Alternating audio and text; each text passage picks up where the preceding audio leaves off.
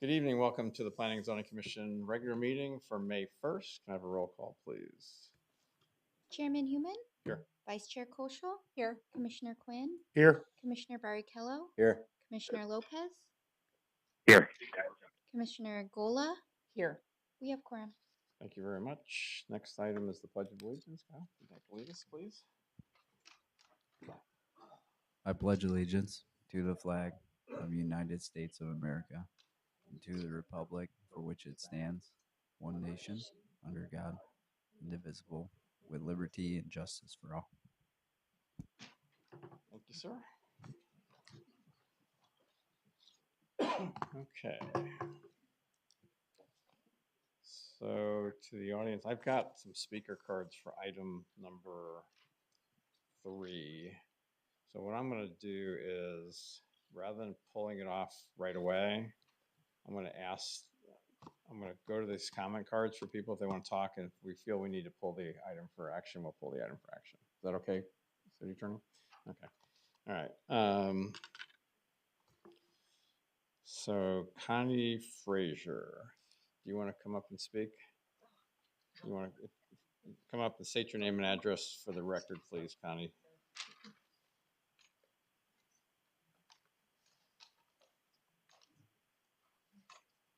Hi, here.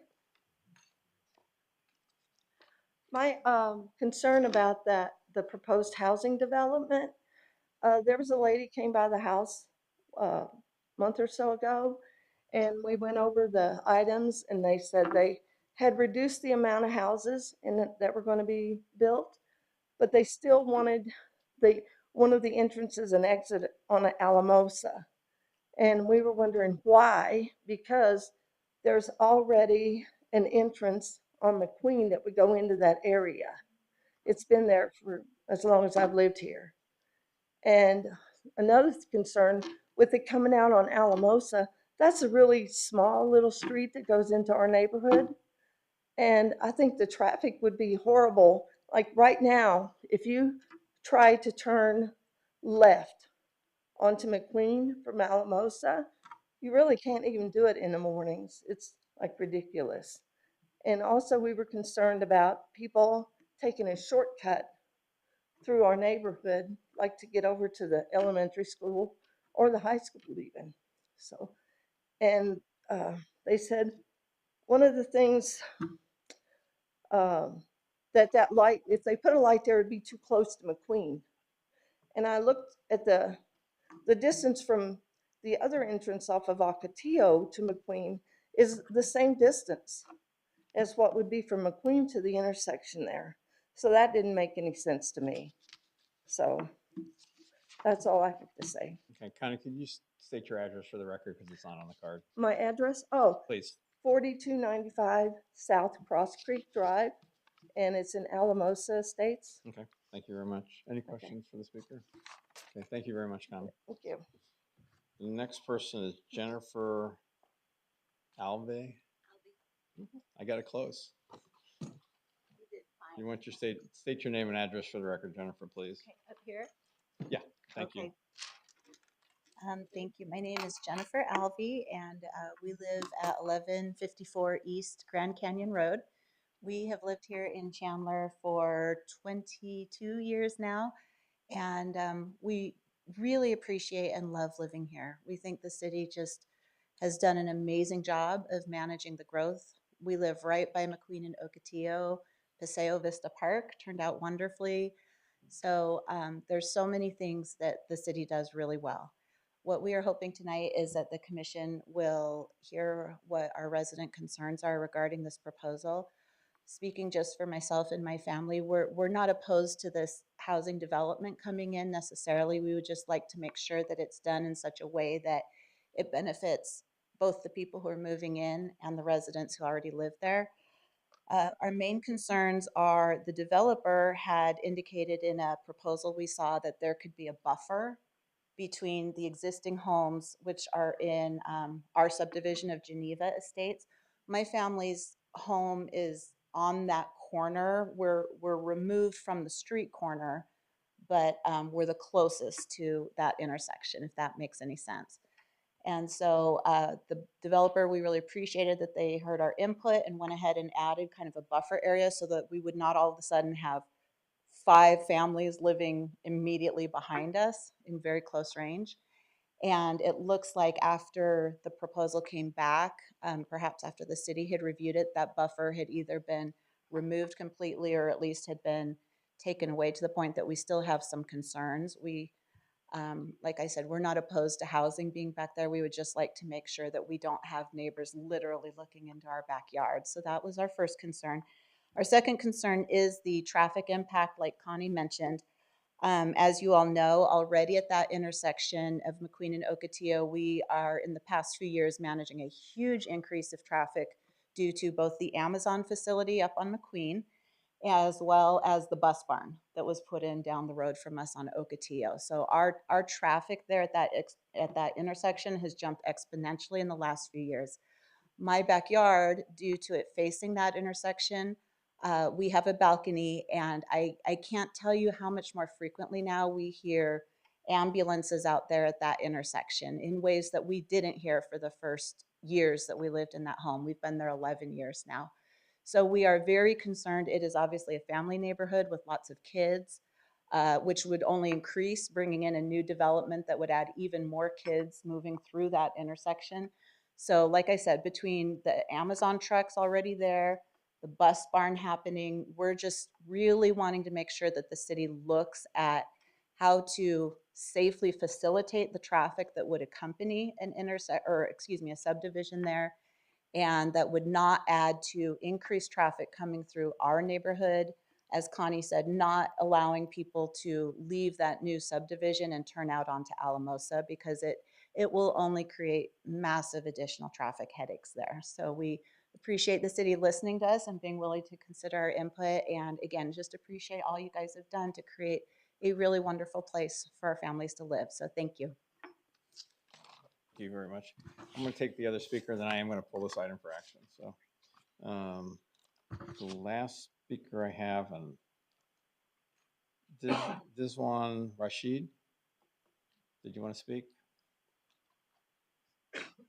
You can state your name and address for the record too, please. That'd be great. Hi, I'm Rizwan Rashid. The address is 4190 South Jesse Street. Jen Alvey is my neighbor.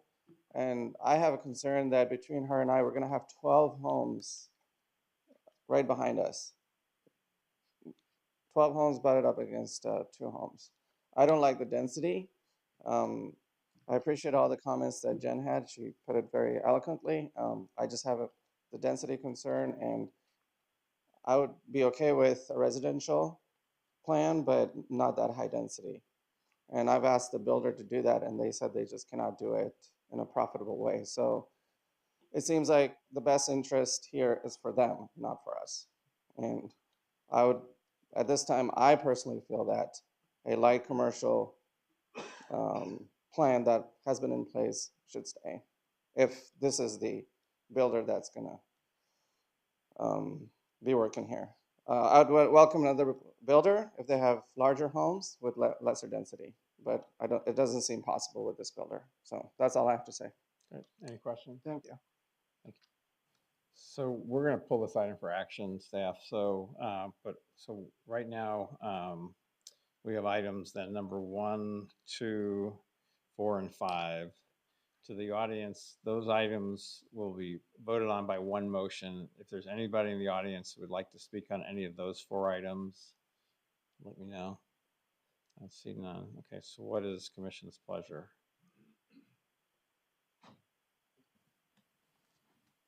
Sure. I move to approve consent agenda items 1, 2, 4, and 5. Okay. Do I have a second? Second. We have a second from Commissioner Quinn. Any further discussion? All those in favor say aye. Aye. Any opposed? Any abstentions? Commissioner Lopez? Aye. Thank you. Okay. All right. So staff, do you want to come up on item number 3 and address any of those questions? And then we'll have the applicant come up and talk as well.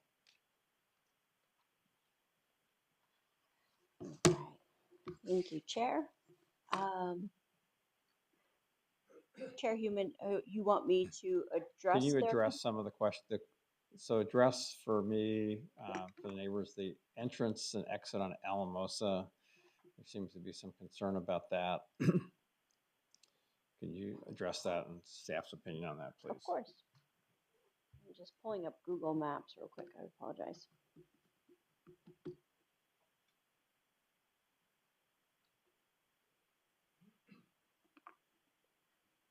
All right. So you early on before the applicant submitted an application, they submitted a preliminary technical review to staff.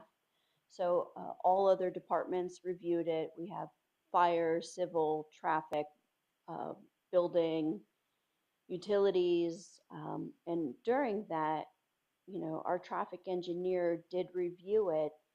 And general practice when we're looking at developments is to limit the amount of entrances out along an arterial and to utilize collector streets to take smaller roads to larger roads. As we heard from the residents, McQueen is often referred to as like a highway with people speeding out down it. So, our traffic engineer would preference is to have Alamosa be used to allow for traffic to spill out onto that, then to exit out on McQueen versus adding another entrance out along McQueen. Let's just see. And then I was just pulling this up. So that's just a best practice per the traffic engineer. When we look at the subdivisions that develop to the south, they don't have access to McQueen. The subdivision directly south of that subdivision, there's no entrance out along McQueen, and they utilize collector streets to the north and to the south. The subdivision 3 down, again, they don't have direct access to McQueen, and they utilize collector roads, Blue Ridge Way, and down to Chandler Heights. So in discussion with the city's traffic engineer, best practice is to take minor collectors to collectors out to arterials. Sorry. Lauren, could you address, there was a question about the schools and cutting through neighborhoods to get to the school. Where is the closest school? So Santan down on Chandler Heights. Okay. So somebody'd have to do a lot of cutting to get through down there. Okay. Were there other questions that the residents brought up, Lauren, that you want to address at all? Yeah, one of the residents brought up the need for a signal. I did discuss with her. I was at the neighborhood meeting. I was in attendance. A signal, again, traffic engineer, I did confirm with her. It's too close to the intersection of McQueen and Ocotillo to allow for a signal to be installed at the current alignment of Alamosa Drive, or even if the entrance was proposed along McQueen, or even the entrance as being proposed along Ocotillo. Okay. There was also a question, one of the speakers talked about commercial. Can you address the traffic, if this would have been built as a quick trip and the rest of commercial versus what this would generate? Oh, great question, Chair. Again, I'm not a traffic engineer, but through my tenure with the city, I've learned that traffic, commercial development generates more traffic than residential. Commercial traffic generates more traffic than even multifamily, because the amounts of trips generated, there's more versus residential. And I know we just had a quick trip comes through the system. Folks, if you like to talk, I'll have you come up and talk, but please. We had a quick trip that just came through here, and I know the trips are hundreds per hour and stuff, so, okay. Any other questions for staff? Sure. Lauren, there was a comment about a buffer. Can you clarify what happened to that buffer and where did it go? Of course, I'm just going to pull up this PowerPoint here. I don't have that image, but so with the site plan. So during that December neighborhood meeting, they were proposing to have a 20-foot a 20-foot sidewalk between the existing residential and the proposed homes. And it is of historically we've learned that these generally tend to be no man's land. There's no eyes on it. If somebody was to get in, although it is a gated community, they could get in there, camp out, and if a resident was in there walking their dog, they could be. It could be a potentially dangerous situation, and so it was best to have larger lots than utilize a 20-foot landscaped area with a sidewalk with low lighting, bollard lighting, which would be lit throughout the evening. So you're saying that that 20-foot was added into lots 30 through 40 to make them deeper? That is correct. Okay, thank you. I like that idea a lot, actually. Did I see a trail along McQueen in that open space in one of the renderings? Yes, through the chair, Commissioner Cultural, that is correct. In order to get additional, pardon me, there we go. Yeah, It's dizzy, Lauren. I know. Sorry, don't look.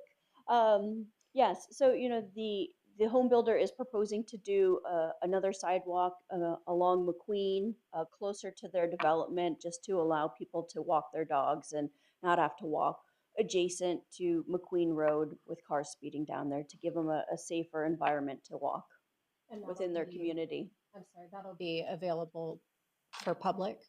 Correct. It won't be gated off or Correct. walled off. It'll be open to the public. Thank you. Lauren, just a question on that. I didn't see that in any of the other documents except for that rendering up there. So just a comment that I want to make sure that if that is the plan, that it's consistent across some of these documents. Thank you for the comment. Through the chair, Commissioner Barcello, I can confirm that it was there because we were reviewing it through the lens of the preliminary plat, civil and site development. Commissioner? So circling back to lots 30 through 40 and the buffer. So the buffer is now with the larger lot sizes, so the homes will not be allowed to go back as far, so they still have that 20-foot buffer. It's just a bigger lot, so farther away from their homes. Through the chair, Commissioner, yes, so they eliminated that 20-foot landscape area to allow for longer lots to, provide larger backyards for those users. Okay, so the homes will not slide farther back onto the lot, so they will essentially get their buffer. Correct. Okay. Lauren, do you want to address the single story plus the pushback 2-story? Your different colors you have up here that will, so along the south part of the parcel, there's like 3 or 4 houses there, and then there's a couple of houses on the east side. In terms of how, one of the things came up from the speakers was the looking down onto their properties. So you want to talk about? Chairman, if I could interject really Sure. quick, these are all questions that are about the specific proposal, which it's not staff's proposal, it's Okay. the applicant. So like, I would feel better if we got the applicant up here to That's kind of fine. We can do that. address their proposal. Okay, That'd that's be fine. great. Thank you. Okay. Any other questions for staff? Okay. If the applicant wants to come up and state your name and address for the record and maybe address some of the concerns from the neighborhood, please. All right, there you are. Got you saved in there. So just click here. Yep, here, let me start you. There you go. So where, hold on. Yep. Go up and down. Yep. Okay. Mr. Chairman, members of the commission, my name is Ralph Pugh. My office is at 1744 South Val Vista Drive in Mesa, Suite 217. It's a pleasure to be here this evening on behalf of K. Hovnanian Homes. Mr. Chuck Chisholm is here and Francisco Castillo are here from K. Hovnanian in case there's questions that we can't answer or not aware of. I think, members of the commission, it might be easier to address some of the questions that have been raised, and then we'll show you in more detail a couple of exhibits here. So first of all, with respect to the Alamosa Drive, that has been a point of discussion from the very beginning in all the meetings we've had with the neighbors. And it became abundantly clear to us that the city, in planning McQueen Road, as Lauren has indicated, they want to minimize the number of access points on McQueen. So consequently, the best approach we could find to implement this plan was to put an entrance on Alamosa, the southern edge, and make that only for residents. So it will be keyed, there'll be a lock, so no deliveries will be made there, no guests can come through there. All that type of public access, in fact, some resident access is occurring up on Ocotillo. So we've done all we can do, in our opinion, to comply with street design standards in the city of Chandler, and at the same time, create some way to make that Alamosa location a little bit better for the neighborhood. And so that was the proposal, and that's what you have on your plate tonight. Secondly, there's been some discussion about, well, there's already some curb cuts on McQueen. Well, when you look at those, they are not curb cuts because there was really never a plan approved here with a site plan on this land, and they never got to the development stage. Those are what I would call roadway drainage spillways. They take drainage from the road. If you'll look at them, they're concrete. They have grates in them, and then they drain the water from the street into the property today. So I just didn't want anybody being confused and come and say, oh, we have curb cuts there, let's just put a road there. That's not the case. So just wanted to make that clear. Secondly, with respect to the buffer, I know some of the commissioners made a question about that. We'll show that on the map here in just a minute, but that buffer became particularly troublesome. Just like Lauren indicated, it became a spot where without constant eyes on it and vigilance, it could turn into a location for mischief to occur. So we did what we thought was the best at that time, and that's to put that land square footage back into the lots. So that's how that happened. And it was a good idea for the moment until everybody, at least we thought about it, staff thought about it. Others, it didn't make much sense. So that's why we changed it. There's been a question too about two-story looking into backyards. It's something we deal with frequently in the land use world. I'll show you an exhibit in just a minute that indicates that all of the single-story homes that adjoin this property are correctly, our project is designed not to have two-story homes near those. So we'll show you that here in just a minute. As hard as I've tried in an entire career of doing land use planning, no one seems to believe traffic engineers when they talk about in and out peak hours for commercial versus residential. It is significantly higher, not just higher, significantly higher for commercial uses in those peak morning and peak afternoon hours. And for that reason, that's another thought as to why this residential use on this infill property, in our opinion, is much better than the commercial that's proposed there today. Let's see, the high density, that question been raised earlier, our plan's gone from 91 lots to 76 after 4 different iterations of it. We keep the density consistent with the southeast area Chandler plan. Just as Lauren explained, when you do the math on that, the density is slightly over 3 units per acre. If you do the math in fairness, just on this property, just on the 15.3 net acres and 76 units, you have a higher density, 4.8. But when it's averaged out like it's supposed to be under the plan and how that's been interpreted by the city for a while, it fits well within the density ranges that are allowed. And the home sizes range on this proposal from slightly over 2,000 to 3,300, almost 3,400 square feet. So these are not small homes. These are meaningful, important homes on smaller lots, admittedly, today. So let me see if I can just cover a couple things here. We've talked about this as it relates to the density calculation. The staff covered exactly the 4 specific requests to implement this application, to amend the area plan, to do the PDD zoning, to do the PDP development plan, and the preliminary plat. So those are the requests and planning tools that we're asking for here tonight. So here's another overview of the site, how we comply with the Southeast Area Chandler Plan. And then let's see. Oh, here we go. This is the gyration of the number of times we've changed the plan from 91 lots and 4,000 square feet to where we are today, 76 lots with almost a 5,000 square foot lot. We now have 12 two-story lots with the 40-foot minimum setback. I call that our staggered plan that you've seen on the screen tonight, where the 2-story element is staggered 40 feet behind the rear wall of the home. And we have 15 of the 76 that are limited specifically to single story. We've had 2 neighborhood meetings, one informal, one formal, and then we have done extensive door-to-door contact with Tom and Krista Bilstein and their outreach to neighbors to keep them informed, solicit their opinions, and listen to their thoughts. So here's an exhibit I think should be helpful. So if you look at the project as the staff explained it, you'll see the brown and what we'll call orange and yellow, right? So the yellow on the development side are 2-story homes. The orange is that staggered home, and the brown are single story. Now, if you look to the east, you'll see that there are 1, 2, 3, 4, 5, 6, 7.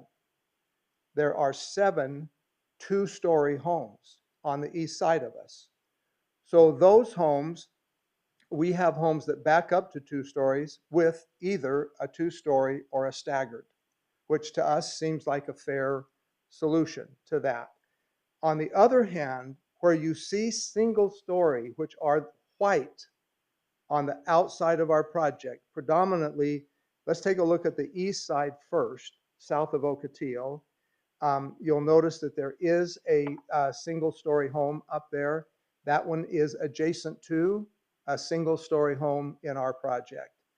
As you come down further south, you see 2 white bars, both with 2696 square feet. That represents homes that are across the street. You see that little north-south street on the east side of that location of our property? Those homes are on the east side. So we do have two-story homes on that location. Why? Because the homes, in our opinion, east of there are buffered by a landscape buffer and a full city street width. And then they're siding on, not backing onto this project. Then if you come around the corner, there are 3 more white indicators there with square footages of the homes. All of those are single story, and all of the homes that back up to those homes in our project are either single story or there's one staggered 2-story unit that has the 2-story 40 feet back. So we've been very sensitive to that. Then if you get to the south end, there's one spot there that you see white. That is a single story home. So if you look immediately to the east of that, it is adjoining a single story home on our plan. In fact, 2 single story homes and a staggered. So we have done what we think we can do the best we can to make sure we've accommodated 2 stories with 2 stories and single story matching up to single story. So we don't have a situation where a 2-story home overlooks a single story. This is some renderings of the elevations. These are meant to give some spatial relationships, not necessarily every detail of the elevations that were submitted. And you can see here the texture that it provides within the community, and especially here as it relates to the tot lot, the ramada, the barbecue area, the amenity area in the project. This is another good shot of what the amenity area looks like. And here's what the street frontage, I think because there's roughly 9 homes here, this looks like the Ocotillo frontage, I believe, because McQueen is much longer. And again, you can see the texture. We tried to avoid circumstances where you have a rear wall that meets the minimum setback and it just lined up with all rear walls. So you can see what it looks like here, especially with the staggered unit. And then as we go to McQueen, there is a significant number of single-story, staggered units, and 2-story that are mixed all along McQueen to give, as I say, texture to that street frontage. So, Mr. Chairman and members of the commission, we urge your support of this case. This is a typical discussion that unfortunately arises in infill projects. And the staff and the code and the analysis of the Southeast Area Plan took that into consideration. When there's an infill project, then every aspect of the subdivision design does not apply. Why? Because it gives an opportunity for a fresh look here at a subdivision that's not in a typical standard location of a cotton field that's been now sold for development. And so we meet those requirements, we meet those standards, and we believe this has been a really well-designed project, and we urge your support, and we'd be happy to answer any questions that you might have here. Questions of the applicant? Okay. No, I guess we don't. Thank you, Mr. Chairman. I'm going to go to the audience. I know there were a couple people who wanted to speak. If you want to come up and state your name and address for the record and for 3 minutes, does anybody else wants to speak? If you want to speak, come on up to the, okay. Anybody else? You need to come up to, if you can come up to the dais, please.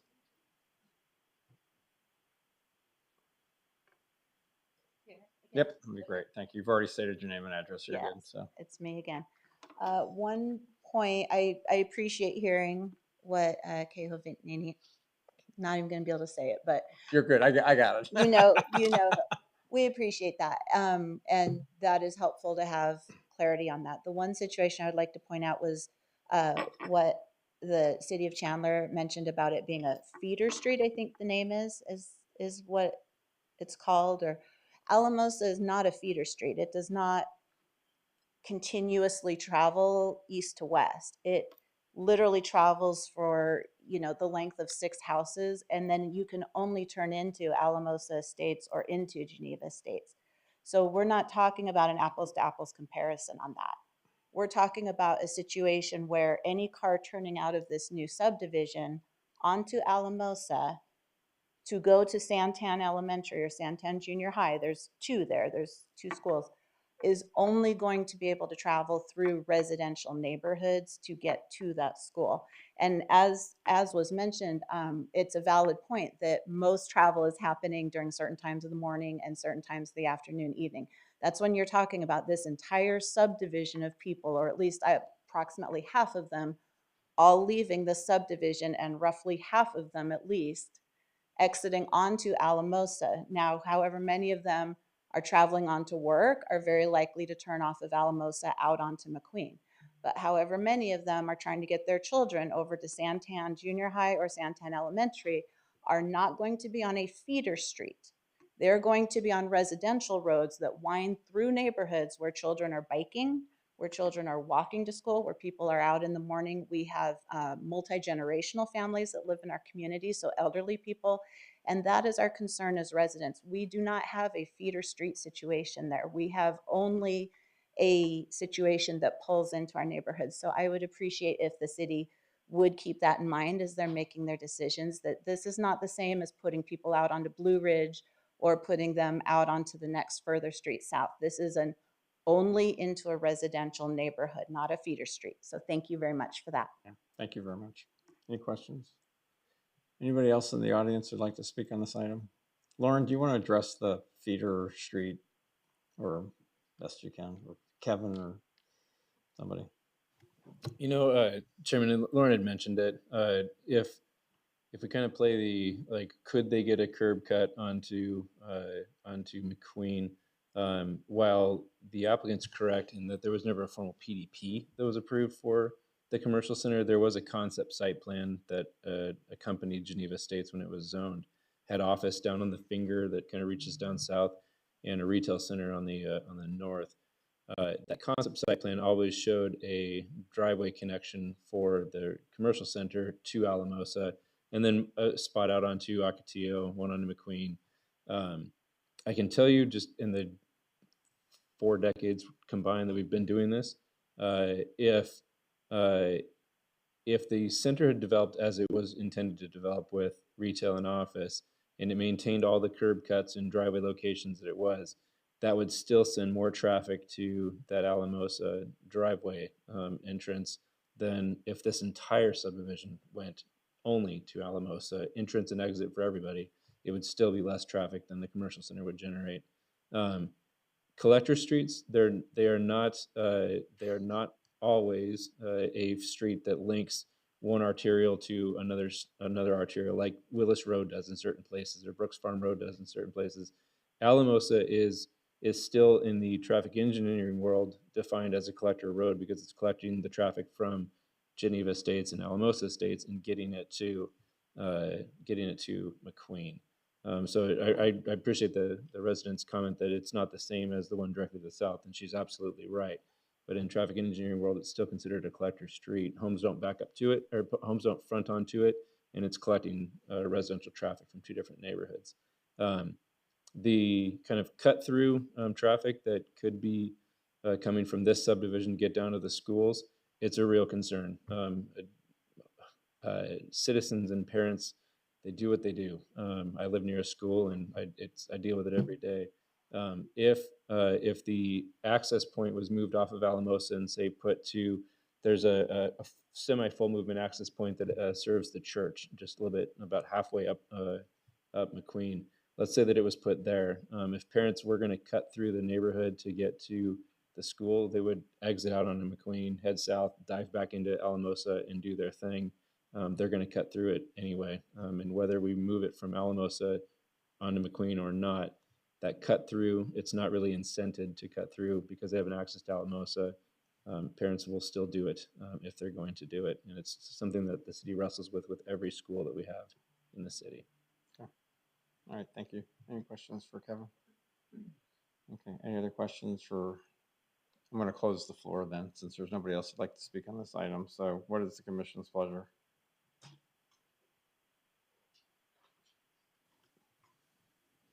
Commissioner Quinn? Mr. Chair.